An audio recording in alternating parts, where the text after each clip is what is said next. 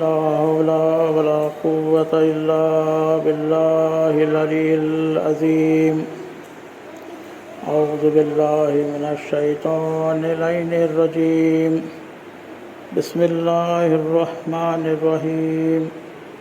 الحمد لله رب العالمين بارئ الخلائق أجمعين. الصلاة والسلام على سيد الأنبياء والمرسلين خاتم النبيين شفيع المذنبين رحمة للعالمين سيدنا ومولانا أبي القاسم محمد وآله الطيبين الطاهرين المعصومين لعنة الله على أعدائهم أجمعين من الآن إلى قيام يوم الدين. أما بعد، قال الله الحكيم في كتابه الكريم. بسم الله الرحمن الرحيم. لقد من الله على المؤمنين إذ بعث فيهم رسولا من أنفسهم يتلو عليهم آياته ويزكيهم ويعلمهم الكتاب والحكمة وإن كانوا من قبل لفي ضلال مبين. صلوات محمد.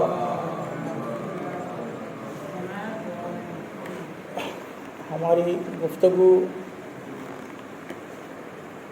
شیاطین اور اس کے جو حربے ہیں اس پر چل رہی تھی، لیکن بیچ میں کچھ اگر مناسبتیں آ جاتی ہیں تو اس پر بھی تھوڑی سی روشنی ڈالنا ضروری ہے. لہذا آج رسول خدا صلی اللہ علیہ وسلم کے فضائل کے اوپر تھوڑی سی بحث ہوگی. اللہم صلی علی محمد وعلی محمد. قرآن کی آیت سورہ آل عمران 164 آیت میں اللہ فرماتا ہے لقد من اللہ، یقیناً اللہ نے احسان کیا. اللہ نے بہت سی نعمتیں دی ہیں، زمین و آسمان پوری نعمتی ہیں. ہماری زندگی خود ایک نعمت ہے. ہماری زندگی میں جو کچھ ہمارے پاس ہے، چاہے ہاتھ ہو، پیر ہو، آنکھ ہو، کان ہو، سب نعمتیں ہیں. دن و رات کا چلنا نعمتیں ہیں، زمین و آسمان کا گھومنا نعمتیں ہیں. یہ سب کچھ اللہ نے دیا ہے. لیکن اللہ نے خاص قرآن میں جہاں من کا استعمال کیا ہے، لفظ من، تو کہا گیا ہے کہ تفسیروں میں آیا ہے کہ من ایک بہت عظیم نعمت ہے، بڑی نعمت ہے. تو اسی میں سے ایک آیت میں من لفظ استعمال ہوا ہے کہ اللہ نے بڑا انعام عطا کیا، بڑا احسان کیا. لقد من اللہ، یقیناً، لقد بھی یقیناً کے لیے آتا ہے، جیسے انا یقیناً کے آتا ہے، وہ اسم کے پہلے آتا ہے، اور لقد فعل کے پہلے آتا ہے. لقد من اللہ علی المؤمنین، مومنوں پر اللہ نے بڑا احسان کیا. مومنوں پر کیا کر کے؟ یہ احسان نہیں جتا رہا اللہ یہاں پر کہ بڑا احسان کیا ہم کو، تم کو دن رات دے کے، زندگی دے کے، نہیں. بڑا احسان کیا اللہ نے اس بعث فیہم، جب اٹھایا، جب مبعوث کیا تمہیں میں سے رسولاً، ایک رسول کو، تمہیں میں سے ایک رسول کو. تمہیں میں سے یہ بہت امپورٹنٹ لفظ ہے، تمہیں میں سے ہونا. کیونکہ اگر کہیں باہر سے کوئی آتا ہے اور رسول کہلاتا تو اور بات ہوتی، لوگ ماننے کے لیے جلدی تیار نہیں ہوتے. لیکن جب انہی میں سے ایک انسان اگر اٹھ کر کہتا ہے کہ میں اللہ کا رسول ہوں، تو لوگوں کو ماننے کے لیے آسانی ہو جاتی ہے. یہ اور بات ہے کہ لوگ کیوں نہیں مانے پہلے اور کون نہیں مانے، اس پر بھی ہم بات کریں گے بعد میں. اصل میں بہت سے اعتراضات ہوئے کہ تم بھی ایک بشر ہو، کل تک تو ہمارے ساتھ اٹھتے تھے، بیٹھتے تھے، کھاتے تھے، پیتے تھے، بازاروں میں چلتے تھے، اور اچانک آج آپ رسول ہونے کا دعویٰ کر رہے ہیں. تو یہ اعتراضات ہوئے، لیکن ان اعتراضات کے باوجود اللہ کہہ رہا ہے کہ لقد من اللہ علی المؤمنین، مومنوں پر اللہ نے بڑا احسان کیا. اذ بعث فیہم رسولا من انفسہم. وہ رسول کیا کرتا ہے؟ رسول کیا کرتا ہے؟ تمہاری مال و دولت نہیں حاصل کرنے کے لیے آیا ہے، منصب حاصل کرنے کے لیے نہیں آ گیا. جیسا کہ کہا کہ تمہیں اگر منصب چاہیے تو ہم منصب دیتے ہیں، تم یہ جو ہماری بتوں کو برا بھلا کہتے ہو وہ چھوڑ دو. رسول اللہ سے کہا کہ تو جو تم ہمارے بتوں کو برا بھلا کہتے ہو اس کو چھوڑ دو، اگر تمہیں مال چاہیے تو ہم مال دیتے ہیں، اتنا مال دیں گے کہ سب سے غنی ہو جائیں گے آپ، اگر آپ کو منصب چاہیے تو منصب دیتے ہیں، حکومت چاہیے تو حکومت دیتے ہیں، ایسی حکومت دیتے ہیں کہ آپ کے کہے بغیر کچھ کریں گے نہیں، اگر آپ کو عرب کی کوئی زن پسند آتی ہے تو اس سے ہم شادی کرنے کے لیے تیار ہیں آپ کی، لیکن ہمارے خداؤں کو جو ابھی تم جو مشن چلا رہے ہو اس کو چھوڑ دو۔ کئی ایک اعتراضات ہوئے، لیکن اللہ کا رسول اس کے لیے نہیں آیا۔ اللہ کا رسول کیوں آیا؟ یتلو علیہم آیاتہ، اللہ کی آیتیں تمہیں پڑھ کر سنانے کے لیے آیا۔ یتلو علیہم آیاتہ ویزکیہم، اور تمہیں پاکیزہ کرنے کے لیے آیا۔ ٹھیک ہے، یہ الفاظ یاد رکھیے تاکہ یہ جو آیت ہے اگرچہ زمانے جاہلیت کو دہراتی ہے یا اس کا بیان کرتی ہے، کیونکہ اس میں لفظ ہے قبل لفی ضلال مبین، ایک ضلالت کا زمانہ تھا۔ یتلو علیہم آیاتہ ویزکیہم، اور تمہیں پاک کرتا ہے، ویعلمہم الکتاب، اور کتاب کی تعلیم دیتا ہے۔ بس اتنا ہی کام ہے، نہ تمہارا مال چاہیے، نہ تمہارا منصب چاہیے، نہ تمہاری حکومت چاہیے، نہ تمہاری شہرت چاہیے، نہ تمہاری دولت چاہیے۔ میرا کام ہے، میں اللہ کے رسول ہوں، میرا کام ہے اللہ کی طرف سے آپ کو اللہ کی کتابوں کی آیات پڑھ کر سنانا اور تمہارے نفوس کو پاکیزہ کرنا اور تمہیں حکمت عطا کرنا۔ کیوں؟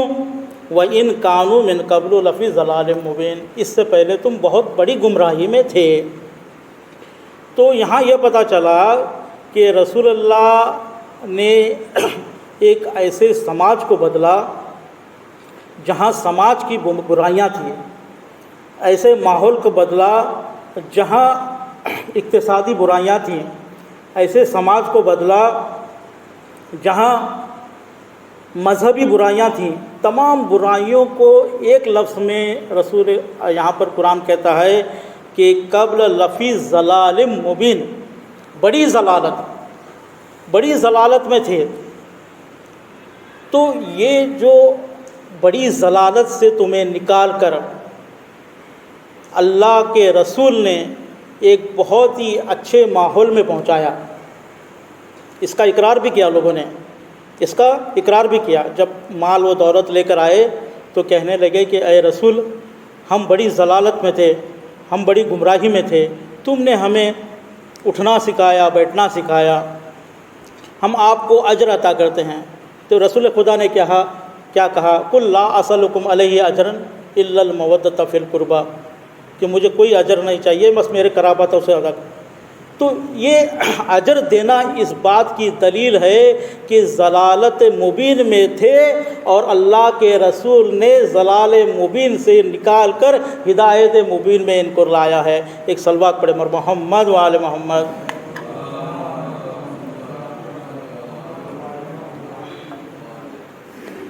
وہ کون سی ضلالتیں تھیں، وہ کون سی برائیاں تھیں جو اس وقت جو رسول خدا آ کر ان کو صاف کر رہے ہیں، پاک کر رہے ہیں؟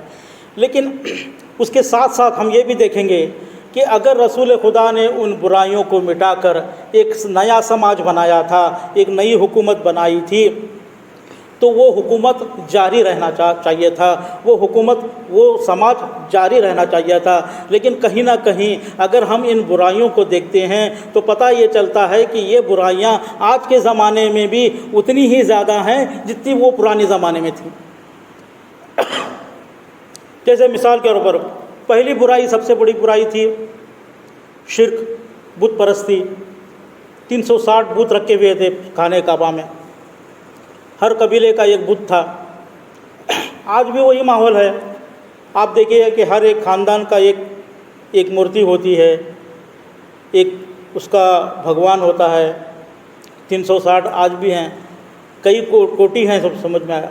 لیکن اللہ کے رسول نے اس نظام کو ختم کرنے کے لیے یہاں پر آئے تھے اگر وہ پھر پنپ رہا ہے تو ہمارا کام بنتا ہے کہ اس پر ہم کام کریں، کہ اس برائی کو دور کرنے کے لیے آج ہم کتنے آگے ہیں۔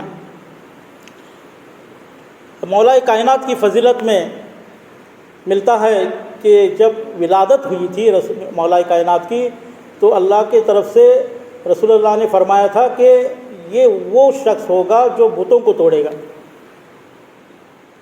تو آج بھی وہی ماحول ہے، آج کئی اور زیادہ بتیں ہیں، لیکن اگر ہم تھوڑا سا اس کو ملائیں گے، اس دور کو، ضلال مبین کے دور کو اور آج کے دور کو، تو ہم دیکھیں گے کہ وہی جو ضلالتیں جو اس زمانے میں تھی آج کے زمانے میں بھی زیادہ پنپ رہی ہیں۔ مثال کے طور پر، اور دوسری ہم ضلالت کو لیتے ہیں، عورتوں کی توہین ہوتی تھی، عورتوں کا کوئی مقام نہیں ہوتا تھا، عورتوں کو میراث نہیں دی جاتی تھی۔ دیکھیں، یہ جو برائیاں جو بیان ہو رہی ہیں، اس سے رسول خدا کی عظمت کا پتہ چل رہا ہے کہ کس طرح انہوں نے ان برائیوں کو مٹایا۔ آج ہم 20 ملین لوگ ہیں مسلمان، یہ ایک برائی کو نہیں ختم کر سکتے۔ قربان جائیے اس عظمت رسول خدا کی کہ ایک نہیں بلکہ ایسے کئی برائیوں کو ختم کر کے ایک نیا سماج بنایا تھا۔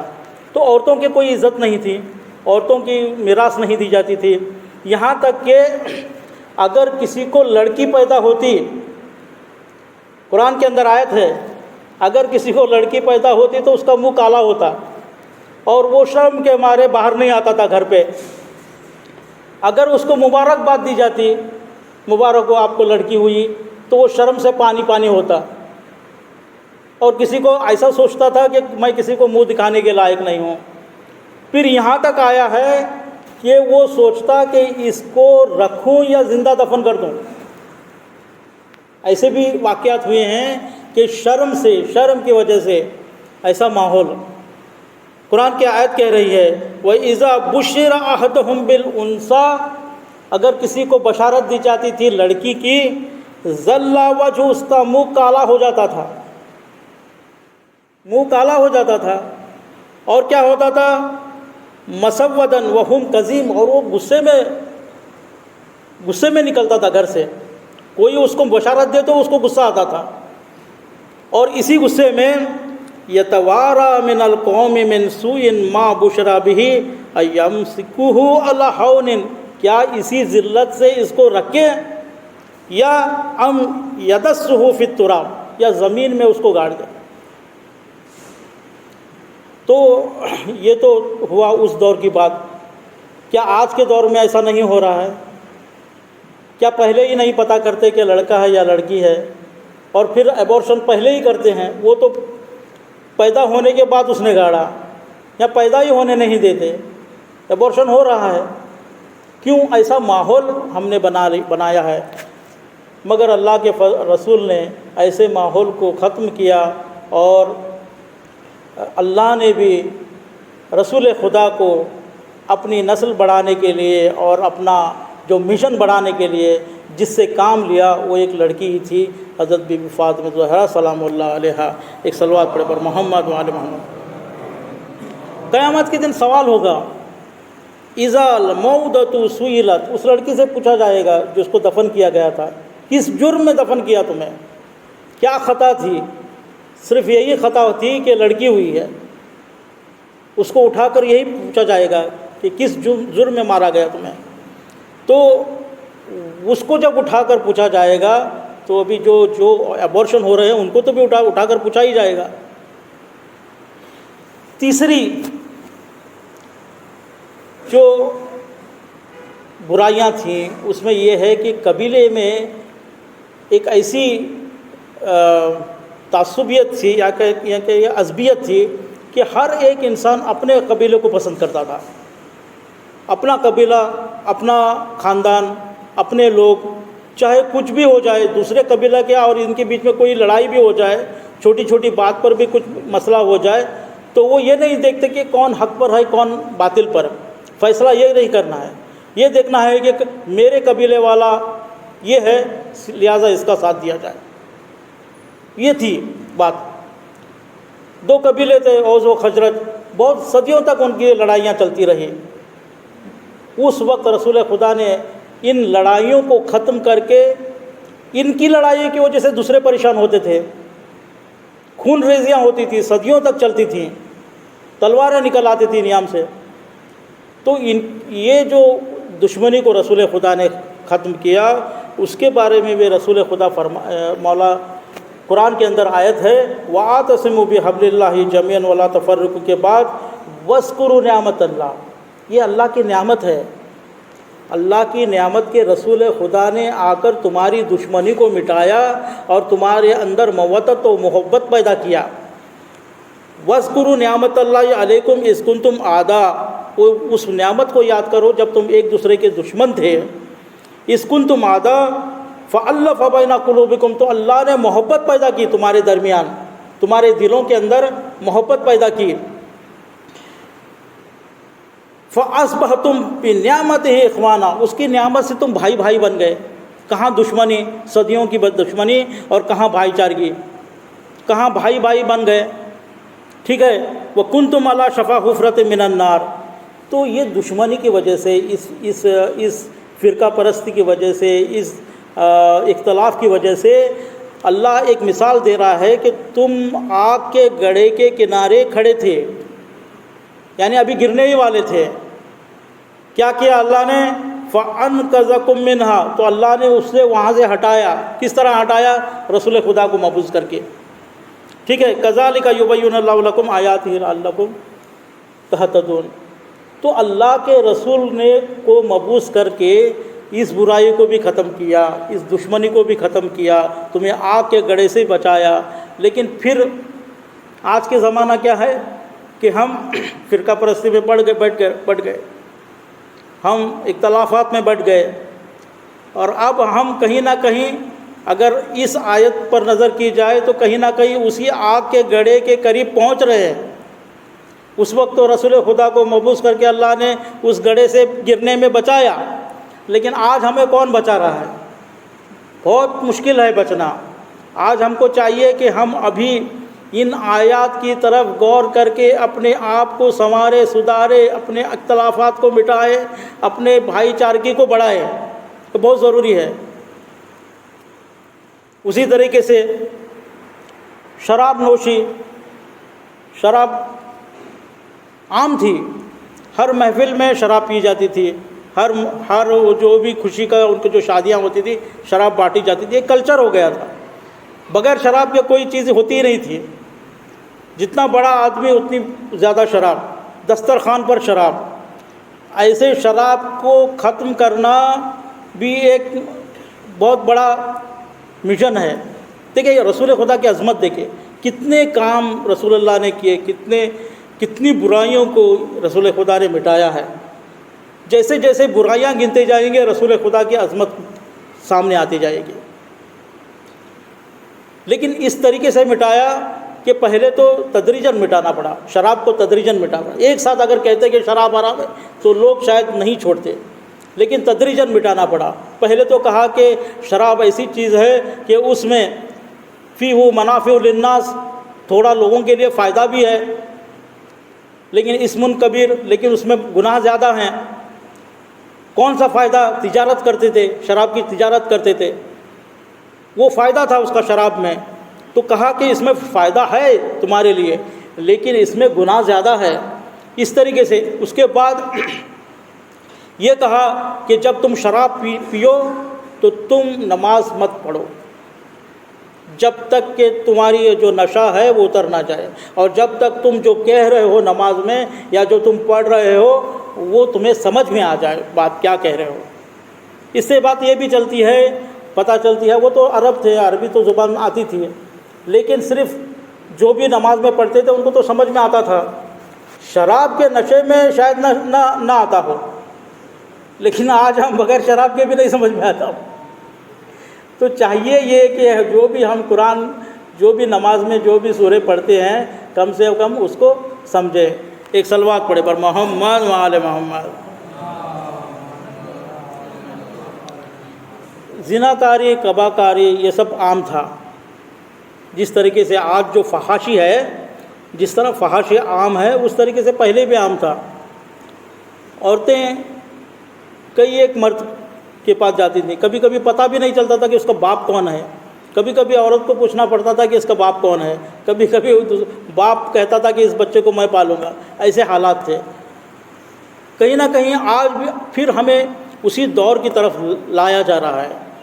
سود عام تھا، سود جو بہت عام تھا اس کو ختم کیا رسول خدا نے. کہا قرآن کے اندر آیت ہے کہ جو بھی سود لے گا وہ قیامت کے دن اس طرح کھڑا ہوگا جس طرح اس کو شیطان نے چھو کر بدحواس بنا دیا ہو. اور یہ بھی کہا کہ اب تک جو سود لیتے تھے ٹھیک ہے، اب اس کے بعد سود نہیں لینا.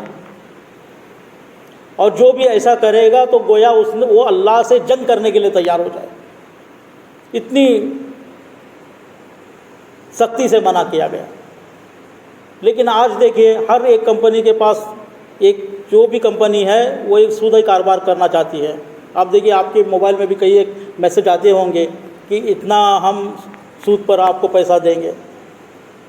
یہ عام ہو رہا ہے، بہت عام ہو رہا ہے. جس طریقے سے ضلال مبین میں عام تھا آج کے زمانے میں بھی ویسا ہی عام ہو رہا ہے. اس کے بعد اچھا غلامی کا ایک مسئلہ تھا. جوا اور سٹے بازی، جوا بھی عام تھا. آج بھی جوا عام ہے، بہت عام کیا جا رہا ہے، ہر جگہ کسینوز کھل رہے ہیں. تو یہ بھی ایک تھا. ناپ تول میں کمی ہوتی تھی. ان سب کے بعد جب رسول خدا کے سامنے شاید یہ اللہ نے مشن رکھا تھا کہ آپ کو یہ سب چیزیں مٹانا ہے، تو رسول خدا نے جب اپنا کام شروع کیا اور مبعوث سے مشن شروع ہوا تو کیا سمجھتے ہیں اب اتنا آسان تھا یہ سب کرنا؟ بالکل نہیں، اتنا آسان نہیں تھا. جیسے ہی رسول خدا نے اعلان کیا کہ میں اللہ کا رسول ہوں، لوگوں سے اعتراض صاحب شروع ہو گئے. پہلے تو امین کہتے تھے، صادق کہتے تھے، اتنے امین کہ سب لوگ امانتیں ان کے پاس رکھتے تھے. اتنے صادق کہ کچھ بھی کہو تو سچ کہتے ہیں. جیسے ایک قصہ میں بار بار شاید کہتے رہتا ہوں کہ رسول خدا نے جب اپنی مشن کو شروع کیا تو سب کو جمع کیا، کہا کہ اس درے کے پیچھے، اس پہاڑ کے پیچھے ایک فوج ہے، اگر میں کہوں تو تم مان لو گے؟ لوگوں نے کہا ہم مان لیں گے. اگر آپ جا کر دیکھو کہ وہاں پر کوئی نہیں ہے تو کیا سمجھیں گے؟ سمجھیں گے کہ ہماری آنکھوں میں مٹی پڑ گئی ہے، لیکن آپ سچ کہہ رہے ہیں. تو اتنے سچے، اتنے صادق. اور جب رسول خدا کی عمر 35 سال تھی، ایک مرتبہ زلزلے میں خانہ کعبہ منہدم ہو جاتا ہے اور اس کو بنانے کے لیے سب قبیلے مل کر اس کو تو بنا لیتے ہیں، لیکن جب حجر اسود نصب کرنے کا وقت آتا ہے تو ان کے اندر اختلافات ہوتے ہیں. تو اس وقت بھی رسول خدا کو انہوں نے آگے کیا. تو اتنا سب کرنے کے بعد جیسے ہی رسول خدا نے اعلان کیا اس وقت کیا ہو گیا؟ اس وقت لوگوں نے کہا کہ کبھی کہنے لگے کہ تم لالچ کے لیے کر رہے ہو، تم ساحر ہو، تم کاہن ہو. کبھی رسول خدا کے پاس آئے، کہنے لگے کہ آپ ہمارے خداؤں کو برا مت بھلا مت کہو. ایک سال ہم آپ کے خداؤں کی عبادت کرتے ہیں، ایک سال آپ ہمارے خداؤں کی عبادت کریے. جب یہ حربہ نہیں چلا تو دوسرا حربہ اختیار کیا کہ آپ اپنے بچے کو ہمیں دے دو، ہم ایک بچہ تمہارے لیے دیتے ہیں. آپ کیا کریں گے کہ آپ اس بچے کو لے کر پالو، آپ کیا کریں گے؟ ہم اس کو قتل کر دیں گے.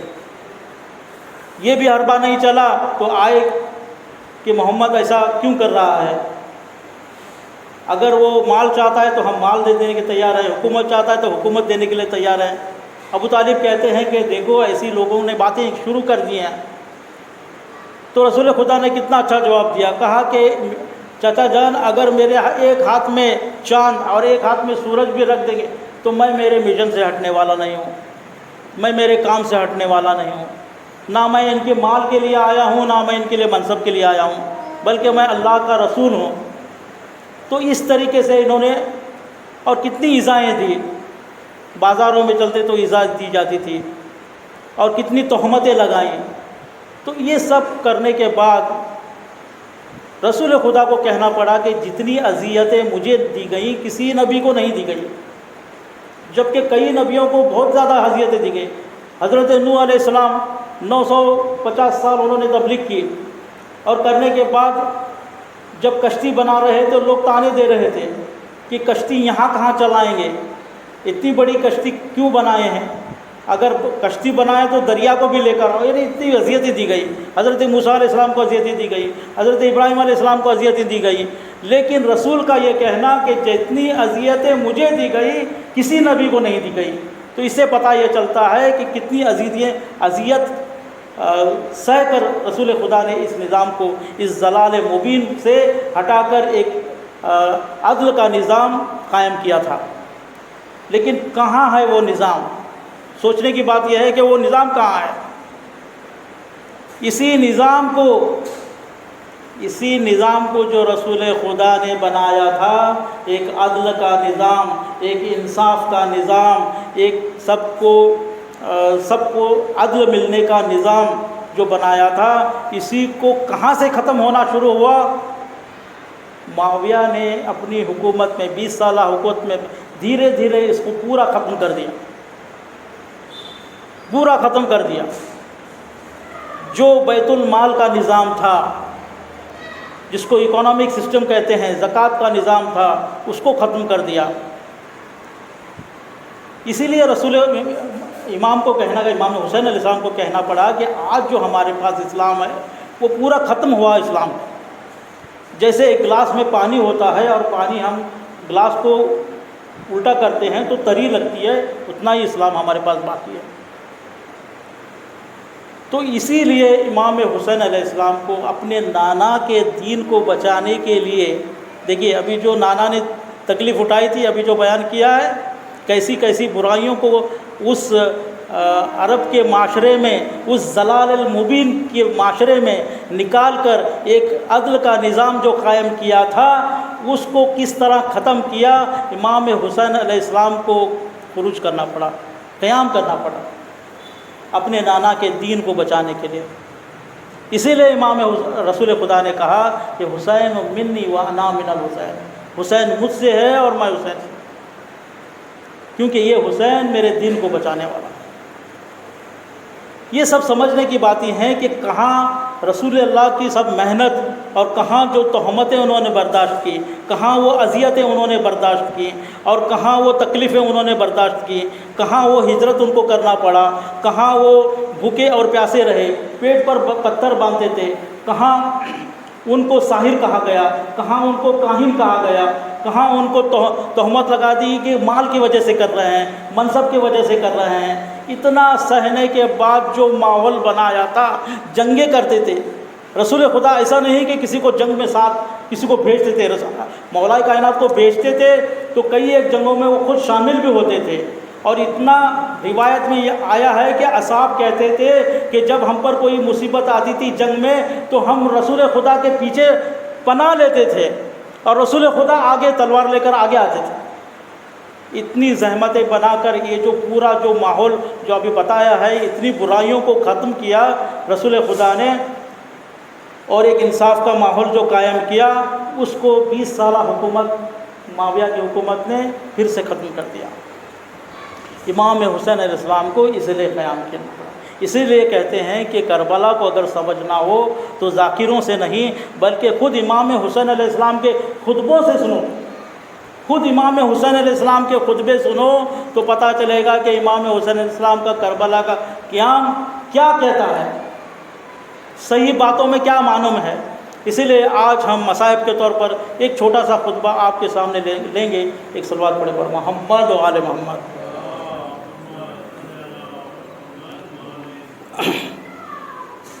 جب امام حسین علیہ السلام نے دیکھا کہ معاویہ مر گیا ہے اور یزید نے خط لکھا مدینہ کے گورنر کو اور بلایا گیا بیعت کے لیے، جا کر چلے آئے واپس، اور پتہ چلا کہ اب یہاں پر رکنا مشکل ہے، تو اپنے خاندان والوں کو لے کر مکہ کی طرف چلے ہیں۔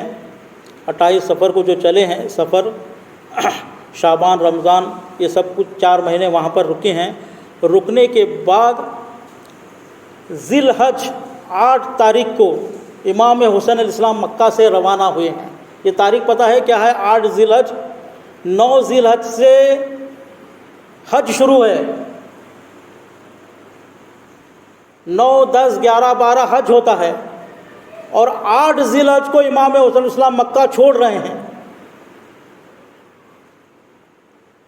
ہم حج کے لیے ایک سال بکنگ کرتے ہیں اور حج کی تیاری میں 2 3 مہینے نکلنے کی تیاری کرتے ہیں اور وہاں پہنچنے کی تیاری کرتے ہیں۔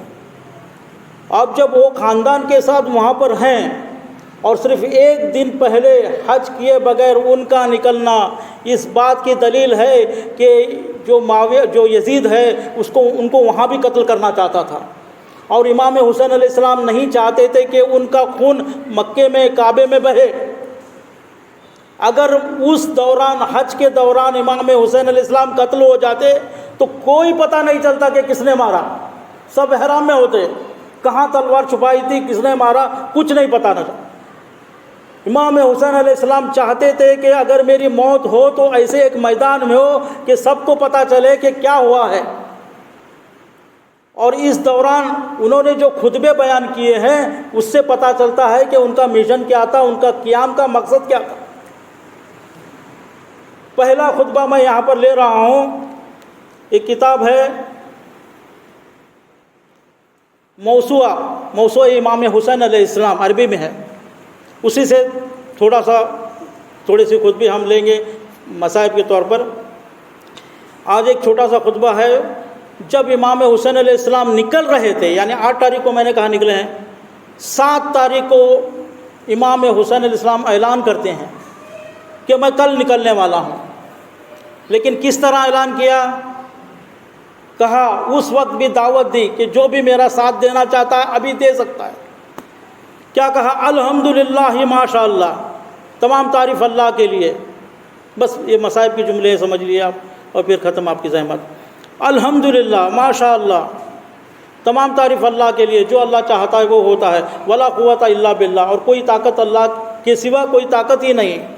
صلی اللہ علیہ رسول، اور رسول اللہ خدا کے اوپر درود پڑھا اور کہا، خط الموت علی ولد آدم مخط قلائد علی جید الفتات۔ فتات یعنی ایک لڑکی، خط الموت یعنی موت لکھ دی گئی ہے، علی ولد آدم، آدم کے اولاد پر موت لکھ دی گئی ہے، مخط القلائد، جس طریقے سے قلائد ہوتا ہے، علی جید الفتات، قلائد یعنی ایک ہار، ایک لڑکی کے گلے میں ہار ہوتا ہے، اس طریقے سے انسان کے گلے میں موت لکھ دی گئی ہے۔ انسان موت کے ساتھ ہے اور موت اس کے ساتھ ہے، موت اس کے سر پر منڈلا رہی ہے۔ کل نفس ذائقۃ الموت، ہر نفس کو موت کا مزہ چکھنا ہے۔ تو یہاں پر یہ کہہ رہے ہیں کہ دیکھو موت سے ڈرنے کی ضرورت نہیں ہے۔